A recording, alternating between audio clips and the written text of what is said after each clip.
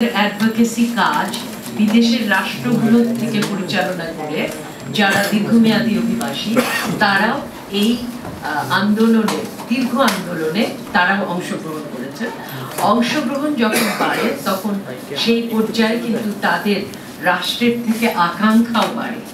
তো এই প্রতিবেদনটা আসলে আমরা প্রতিবারের মতো যেরকম মানে অভিবাসনের গতি প্রকৃতি আলোচনা করি, এটার পাশাপাশি যেই আকাঙ্ক্ষাগুলো অভিবাসীদের সেগুলো এবং সিভিল সমাজের প্রতিষ্ঠানের সেগুলো আমরা এখানে তুলে ধরেছি।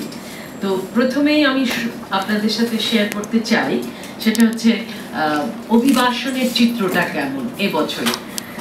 মোটামুটি ভাবে বিএনইটি ডেটা থেকে দেখা যায় এই পর্যন্ত অর্থাৎ জানুয়ারি থেকে নভেম্বর পর্যন্ত আমরা 9,06,355 জনের মতো মাইগ্রেট করেছেন।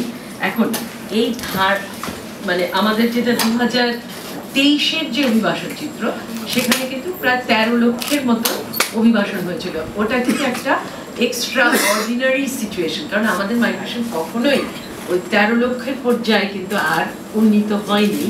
তো এবছরে যেটা হয়েছে যে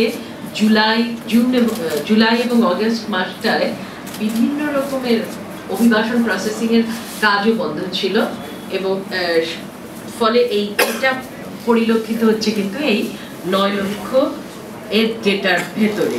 এখন যদি আমাদের যেটা হচ্ছে নভেম্বর পর্যন্ত যে ডেটা আছে সেইটা দিয়ে যদি আমরা বলি তাহলে আমাদের বলতে হবে যে অভিবাসীর সংখ্যা গত বছরের তুলনায় প্রায় 30.80% কম আসছে। কিন্তু এখানে যেই প্রসঙ্গটা গুরুত্বপূর্ণ সেটা হলো গত যে সেপ্টেম্বর এবং অক্টোবর নভেম্বর এবং এই ডিসেম্বরেও যে গতিটা আছে তাতে দেখা যাচ্ছে 1 লক্ষের উপরে লোক প্রতি মাসে যাচ্ছে। তো সেই দিক থেকে যে যখনই অবস্থাটা কিছুটা আবার স্বাভাবিক হয়েছে তখন পূর্বের তুলনায় মাইগ্রেশনও কিন্তু ওই প্রথম 6 মাসের তুলনায় মাইগ্রেশন এখন বেশি আছে। অক্টোবর নভেম্বর এই ডিসেম্বর এই মাসগুলোতে অভিবাসনের অনেক অনেক উপরে আছে।